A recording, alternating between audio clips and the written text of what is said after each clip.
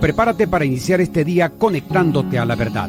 Nuestro deseo es desarrollar, a la luz de las Escrituras, una auténtica cosmovisión cristiana. Te invitamos a vivir en obediencia a la palabra una vida coherente con el Evangelio de Cristo, la única verdad que puede hacerte libre. Bienvenidos a Conectados al Camino, siempre en movimiento. Qué grande amor y redención es Cristo.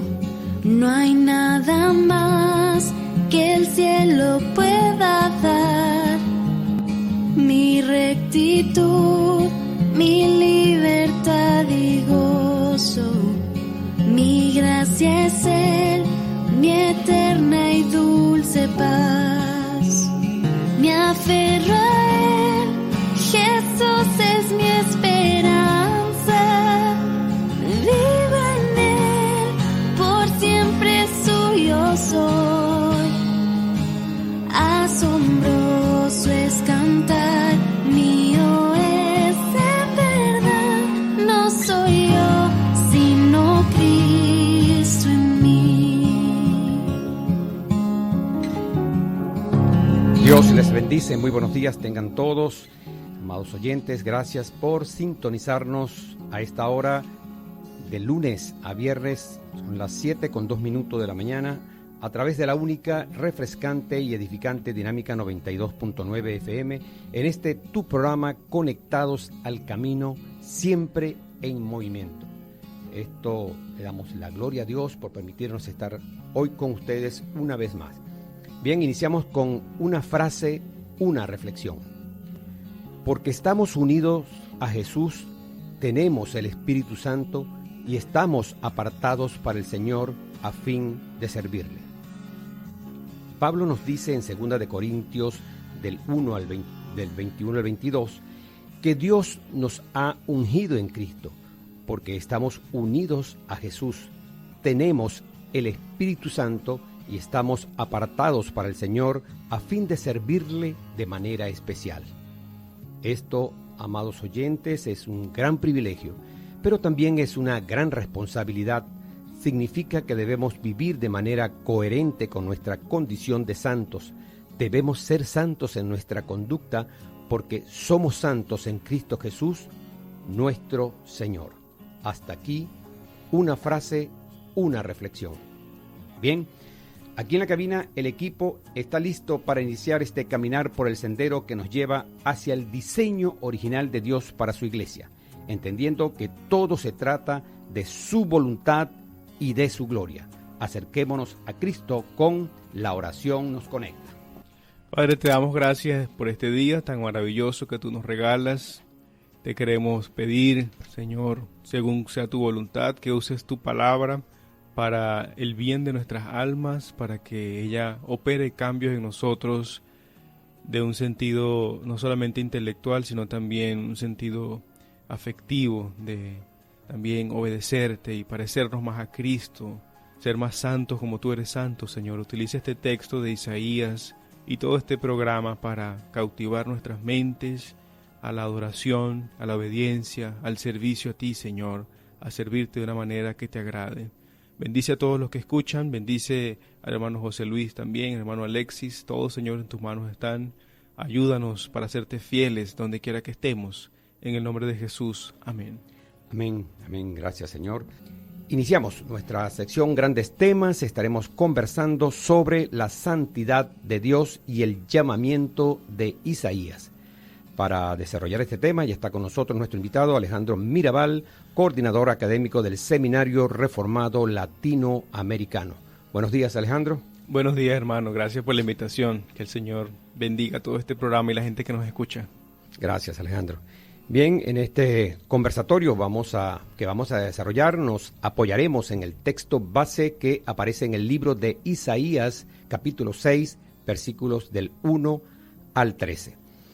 Alejandro, al leer vemos que hay dos partes en esta visión. La primera, Dios presente ante Isaías, que es, digamos, del versículo 1 al versículo 8, y la segunda, el mensaje de Dios a Isaías, del versículo 9 al versículo 13. Sin embargo, Todo esto son aspectos de una misma revelación, y no podemos tampoco como que separarlos así. En otras palabras, es una sola visión la que está contemplada aquí. No podemos, digamos, aislar una visión de la otra. Me gustaría, para iniciar, que nos ubicaras en el contexto de lo que significa este capítulo 6, versículos 1 al 13 del libro de Isaías. Sí, claro. Bueno, en efecto, es una visión que tuvo el profeta Isaías, hijo de Amós, como vemos en el capítulo 1 del libro. Y la última parte que menciona es precisamente la reacción ante esa visión, cómo responde Isaías y lo que Dios hace con él luego de presentarle esta visión. Quiero leer el versículo 1. Estoy en Isaías capítulo 6, versículo 1, y dice: En el año que murió el rey Usías, vi yo al Señor sentado sobre un trono alto y sublime, y sus faldas llenaban el templo. O sea que esta visión tuvo lugar en los tiempos de Usías, o en el año en que murió el rey Usías, que era un rey de la parte del sur de Judá, y era un rey que tenía unas condiciones políticas aceptables, de hecho pujante el reino del sur en ese momento, en términos económicos y sociales, y un montón de asuntos en los términos de Usías. Eso lo vemos en Segundo de Reyes 15, Segundo de Crónicas 26. Vemos que políticamente, económicamente había un progreso, sin embargo había problemas espirituales, como bien se ve en capítulo 1 de Isaías y en otros capítulos de la Biblia. Había una falsa espiritualidad, había una obediencia externa, ritualista, no de corazón, no de fe, no una obediencia genuina, sino solamente externa. Se estaba cumpliendo con lo que Dios mandaba solamente de manera externa, y Dios recrimina esto fuertemente, incluso en el primer capítulo del libro de Isaías. Entonces, claro, eso a nivel general, en términos del rey Usías, pero el texto es claro, dice que toda esta visión ocurrió en el año en que murió Usías.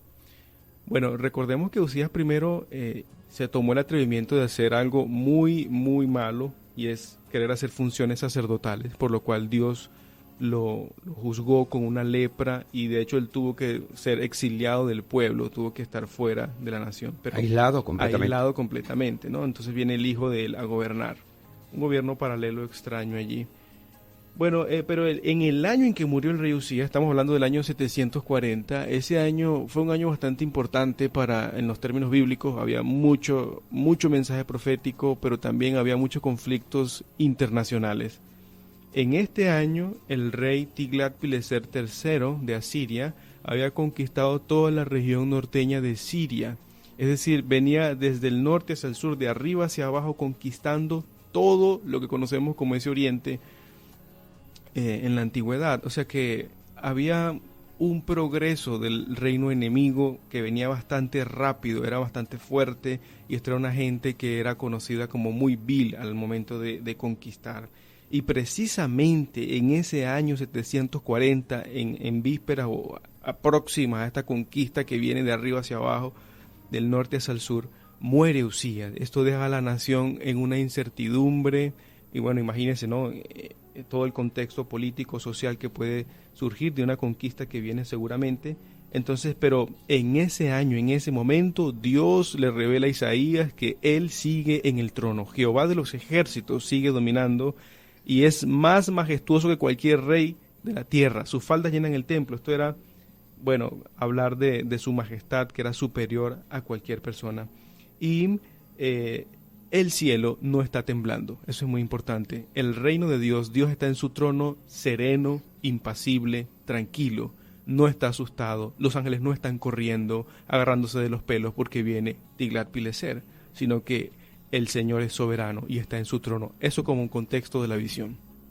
Bien, hermano Alejandro Mirabal, quien nos acompaña hoy del Seminario Reformado Latinoamericano con sede en Barquisimeto. En el texto bíblico de Isaías que estamos comentando, capítulo 6 del 1 al 13, se describe la visión de Isaías en el templo del Señor. ¿Qué podemos aprender acerca de la santidad de Dios a través de esta experiencia vivida por Isaías? Sí, son muchas las lecciones acerca de la santidad de Dios. Creo que cambia nuestra perspectiva de ver a Dios ya de manera trascendente, de manera santa.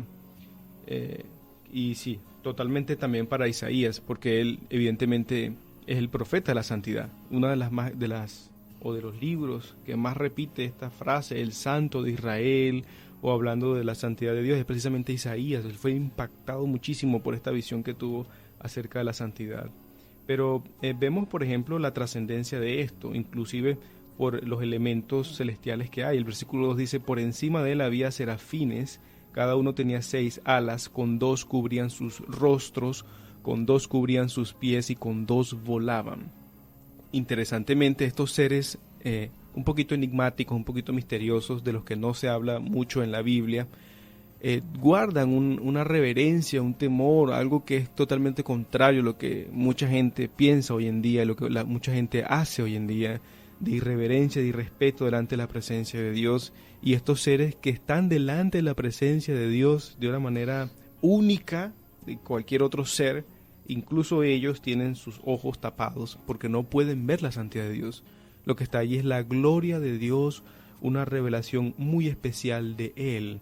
Entonces, estamos delante de una trascendencia especial, de una revelación especial de Dios, y no es algo común, no es algo que deba ser tratado con ligereza. Entonces dice el texto en versículo 3, y el uno al otro daba voces diciendo: Santo, Santo, Santo, Jehová de los ejércitos, toda la tierra está llena de su gloria. Versículo 4, y los quiciales de las puertas se estremecieron con la voz del que clamaba, y la casa se llenó de humo. Entonces, entre ellos, parece que esto es como un cántico entre estos seres celestiales, se decían eso, ¿no? Refiriéndose a Jehová de los ejércitos, Dios Todopoderoso, diciéndole: Santo, Santo, Santo. Y ahí están las palabras que estamos utilizando, ¿no? La santidad de Dios, que es uno de sus atributos, que aquí se lleva a un grado superlativo, es decir, tiene muchísima importancia para ellos y para el resto de la Escritura, para el resto del pueblo de Dios. La santidad de Dios no solamente significa que Él es perfecto moralmente, es decir, que no tiene mancha o pecado, que Él es puro en su naturaleza, en su moralidad, sino también significa que Él es trascendente, Él es diferente, Él no es como nosotros, no es un ser humano, su naturaleza es divina, es superior, Él es el Altísimo. Entonces esto está llevado, como dije hace un momento, está llevado a un grado superlativo. Si para un hebreo repetir 2 veces era algo importante, era algo enfático, pero ahora imagínense 3 veces. Y es el único atributo en la Biblia, el atributo divino en la Biblia, que se lleva a este grado de repetición. O sea, que muestra la importancia. Y tiene que ver con la gloria de Dios. Miren que el significado o el aspecto de trascendencia al hablar de santidad lo vemos en el versículo 4. Los quiciales de las puertas se estremecieron con la voz del que clamaba, y la casa se llenó de humo. Es decir, Isaías, en medio de esa visión, posiblemente él estaba en el templo de Jerusalén. Claro, era una visión también, pero él estaba en el templo de Jerusalén y todo se estaba estremeciendo. Es como si hubiese un terremoto terrible. Los quiciales son las bisagras de las puertas. O sea, prácticamente como que si las cosas se le fuera a venir encima por causa de esta gloria que él estaba viendo. Y este humo que llena el templo se ve, lo podemos ver en otras partes de la Biblia, cuando la gloria de Dios llenaba un lugar y que ellos sabían que era algo demasiado sagrado. El problema es que Isaías estaba dentro. No estaba fuera expectante, sino que él estaba dentro. Y eso va a generar la reacción que él tiene del versículo 5 en adelante. Entonces, aprendemos de la santidad, no solamente que hay una perfección moral, que Dios no comete pecado, que Él es puro, sin mancha, sino también que Él es trascendente, y eso debe llevar a todas las personas, inclusive a los que no son cristianos, a ser reverentes delante de Dios. Las cosas de Dios no se deben tomar en juego, ni nosotros ni ningún otro ser en el mundo debe tomarlas en juego. Eso de manera resumida. Excelente. Bien, estamos conversando sobre el tema la santidad de Dios y el llamamiento de Isaías con nuestro invitado Alejandro Mirabal. Vamos de inmediato a nuestra sección Conectados con Buenos Libros, cortesía de Librería Cristiana Legado Reformado, teléfono 0412-530-3987. El libro recomendado de esta semana lleva por título El Evangelio como la Iglesia refleja la hermosura de Cristo. Su autor, Ray Ortlund. El Evangelio es un mensaje teológico, dice Ortlund, pero este mensaje también crea una hermosura humana, relaciones hermosas en nuestras iglesias, haciendo visible la gloria de Cristo en el mundo de hoy. En este oportuno libro, amados hermanos, el pastor Ray Ortlund argumenta que la doctrina del Evangelio crea una cultura del Evangelio.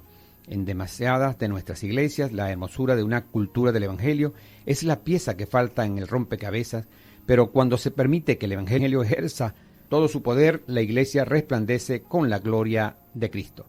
Como siempre, pues me permito, amados oyentes, recordarles lo que nos dijo una vez para la posteridad el pastor inglés Charles Spurgeon: visita muy buenos libros, pero vive en la Biblia. Hasta aquí, Conectados con Buenos Libros, una cortesía de Librería Cristiana Legado Reformado, teléfono 0412-530-3987. Gracias a todos por su sintonía. Bien, vamos a continuar con a desarrollar este tema tan interesante, cuyo título es La santidad de Dios y el llamamiento de Isaías. Hermano Alejandro Mirabal, después que Isaías experimentó la purificación de sus labios, Dios lo llama a ser su profeta. Pregunto entonces, ¿qué importancia tiene este llamamiento, digamos, de Isaías? ¿Cómo podemos esto identificar con nuestro propio llamado en nuestras vidas? Sí. Bueno, voy a leer los versículos y responderemos esas preguntas. Okay. Versículo 5. Estamos en Isaías capítulo 6, versículo 5. Luego de que él ve estos seres diciendo esas frases y que la casa se llena de humo, el templo se llena de humo y hay un terremoto. Versículo 5. Entonces dije, ay de mí, que soy muerto, porque siendo hombre inmundo de labios y habitando en medio de pueblo que tiene labios inmundos, han visto mis ojos al Rey, Jehová de los ejércitos, y voló hacia mí uno de los serafines, teniendo en su mano un carbón encendido tomado del altar con unas tenazas, y tocando con él sobre mi boca, dijo, he aquí que esto tocó tus labios, y es quitada tu culpa, y limpio tu pecado. Vamos a darlo hasta ahí.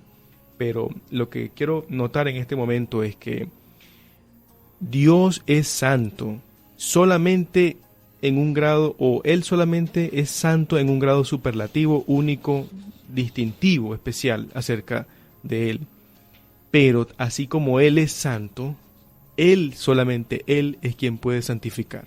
Eso es lo que vemos en el texto. Cuando Isaías experimenta esa visión de la santidad de Dios, inmediatamente Él contrasta esa santidad en el aspecto moral, de la perfección moral, con su propia pecaminosidad. Y de hecho, Él mismo se pronuncia un juicio de maldición. Eso es lo que significa un ay. Un ay viene a ser lo contrario de lo que es una bienaventuranza. Es decir, soy un hombre impío, maldito por estar delante de la presencia de Dios, y ahora cómo yo voy a soportar esta majestad magnífica en santidad. Se le dice a Dios en Éxodo, cuando el cántico, creo que es el capítulo 15. Entonces, al contrastar esa naturaleza santa y perfecta de Dios con su propia pecaminosidad, Él se da cuenta de que es un hombre muy malo.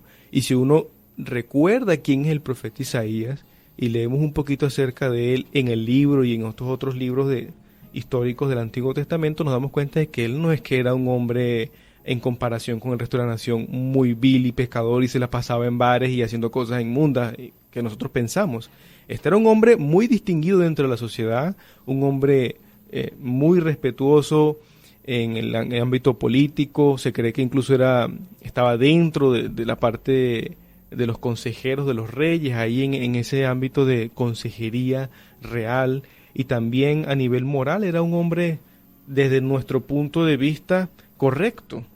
Era un hombre santo, pero al ver la santidad de Dios, por eso estamos diciendo que esto es algo diferente a lo que nosotros pensamos. Nosotros podemos pensar que somos muy santos y que somos hombres o mujeres muy buenos y que tenemos buena educación, pero al contrastarnos con la santidad de Dios nos damos cuenta de que somos viles pecadores.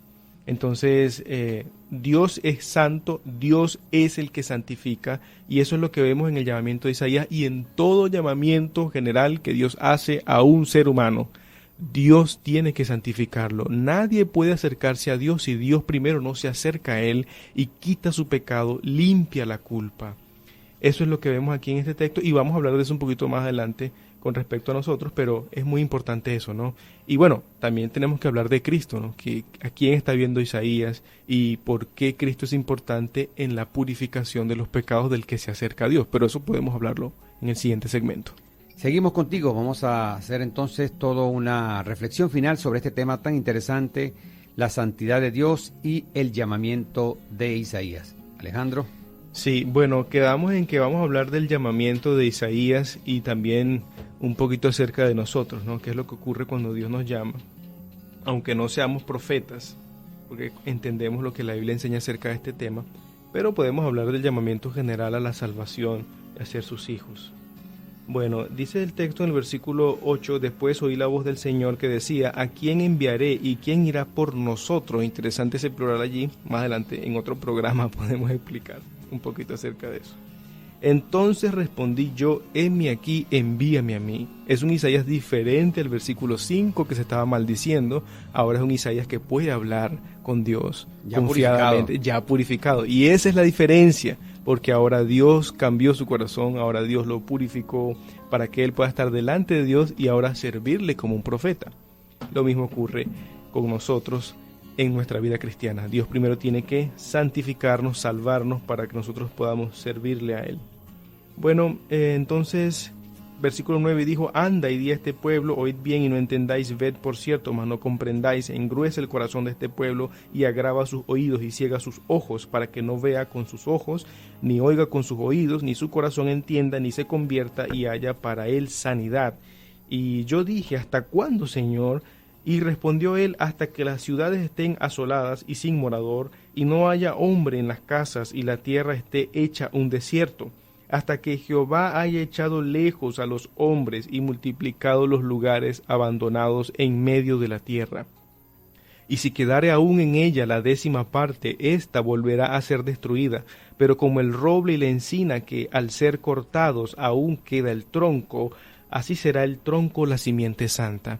Esta última parte de Isaías es tan maravillosa y magnífica como la primera, y quizás menos popular, porque vemos una realidad bíblica de la soberanía de Dios. Esto está sumamente ligado a su santidad.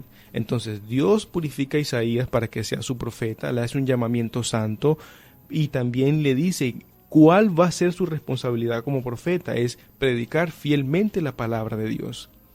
En el contexto del Antiguo Testamento vemos, incluso en el Nuevo, incluso también en nuestros días, mucha gente que se dice ser profeta de Dios, pero enseñan cosas que no vienen de Dios, sino que vienen de sus propios sueños, de su propia interpretación de la vida y del mundo, de ideas mundanas, y son aduladores del pueblo, profetizan paz y seguridad cuando no hay paz ni seguridad, dice el Señor. Entonces Dios le dice a Isaías, tu misión como profeta no es adular al pueblo y decirle que todo está bien, poner pañitos de agua tibia en nuestros términos, sino hablarles la verdad, llamarlos al arrepentimiento.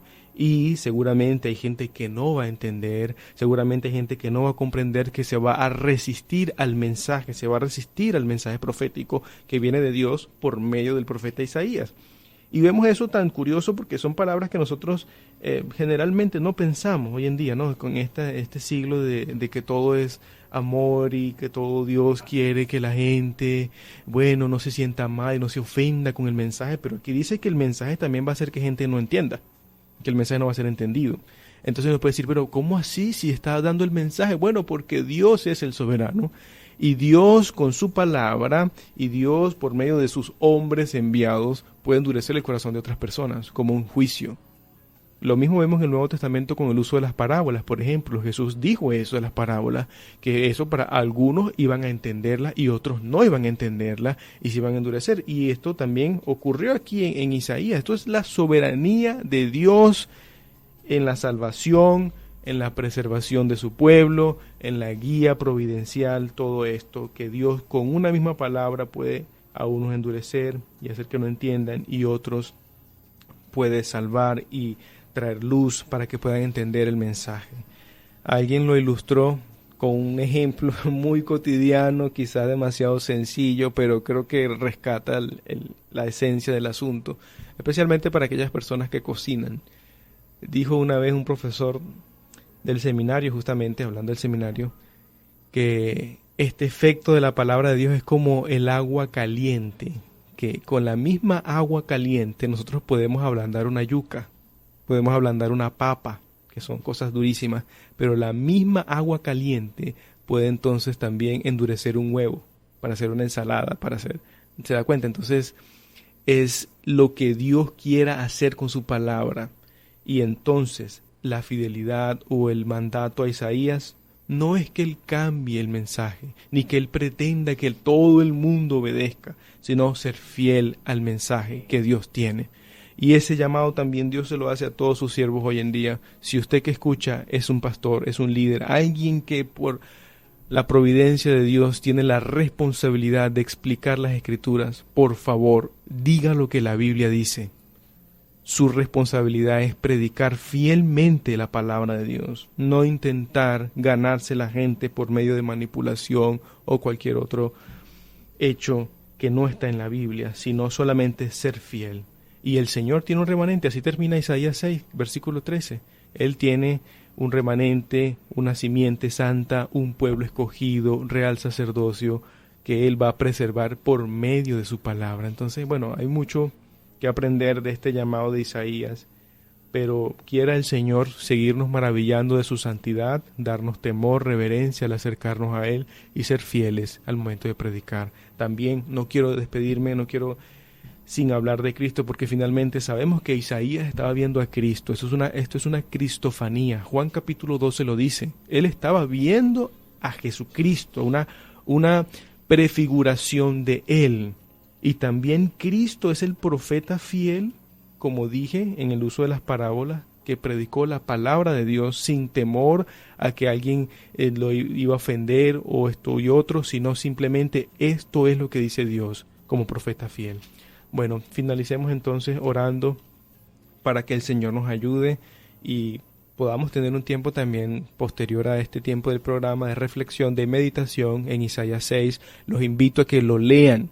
Si puede hacer su devocional del día de hoy, lea Isaías capítulo 6, versículo 1 al 13, y lea Juan capítulo 12 también, que es muy importante. Bueno, oremos al Señor. Padre, te damos gracias por esta mañana, gracias por dejarnos tu palabra, que es nuestra lumbrera, nuestra guía en este mundo malo de tinieblas, oscuro. Pero tú nos has amado y no nos has dejado a nuestra discreción, a nuestra sabiduría, que por cierto es poca, sino que tú en tu amor y misericordia nos dejas tu palabra para guiarnos. Te ruego que la santidad sea para nosotros un incentivo al temor, a la reverencia y también a ser santos como tú eres santo. Eso entendemos en tu palabra, que es tu voluntad, que nosotros, tu pueblo, tus hijos, los creyentes, seamos santos como tú eres santo. Pero solamente esto es posible a través de Jesucristo, quien dio su vida por nosotros, los que creemos, por tu pueblo, por tus elegidos, para darnos esa santidad, para darnos esa justicia necesaria para estar delante de tu presencia. Y por eso, Señor, en los méritos de Él oramos y te rogamos también muchas otras cosas que son conforme a tu voluntad. La salud, conforme a tu voluntad, el empleo. También, Señor, aquellas necesidades espirituales, algunos que dudan, sean convencidos a través de tu palabra, los hermanos que no tienen iglesia local, también puedan ser conducidos a una iglesia bíblica, a una iglesia local, que puedan perseverar allí. La comunión cristiana, Señor, también rogamos que puedas dar solución a conflictos entre hermanos, confusión. Todo esto queremos, Señor, profundizar y fortalecer la unidad en el vínculo de la paz, como dice tu palabra, que nuestras iglesias locales permanezcan unidas, sostenidas en la roca firme que es nuestro Señor Jesucristo. Señor, todo esto lo agradecemos, todo esto también lo pedimos conforme a tu voluntad, en el nombre de Jesús. Amén. Amén. Gracias, Alejandro Mirabal, por acompañarnos en esta mañana. Bueno, para la gloria de Dios, hemos culminado este programa de hoy. Alexis Azuaje estuvo acompañándonos desde los controles y musicalización. En la conducción del programa estuvimos con ustedes Adriana Osorio de Coello, quien lo hace desde casa tomando las notas de los mensajes, y quien les habla, José Luis Coello Mendoza. Nos dirigió nuestro amado hermano Manuel Felipe García. Les amamos. Dios les bendice.